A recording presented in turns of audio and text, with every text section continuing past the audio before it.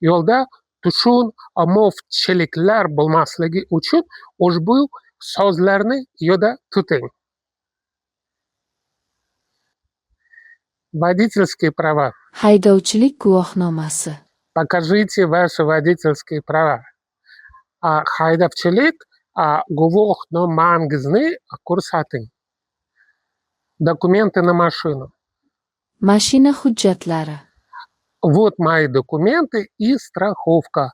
Mana mening hujjatlarim va sug'urtam. Ремень безопасности. Xavfsizlik kamari. Не забудьте пристегнуть ремень безопасности. Xavfsizlik kamarini takishni unutmang. Превышение скорости. Tez yordamni oshirish. Штраф за превышение скорости очень высокий.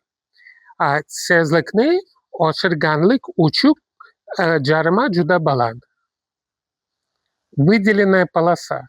Maxsus ajratilgan yo'lak. Здесь нельзя ехать. Это выделенная полоса для автобусов. Bu yerda yurish mumkin emas. Bu avtobuslar uchun ajratilgan yo'lak. Нарушение. Qoidabuzarlik. Какое правило я нарушил? Men qaysi qoidani buzdim? Rossiyada rulga o'tirishdan oldin nafaqat mashinani, balki rus tilini ham so'zlab olish kerak.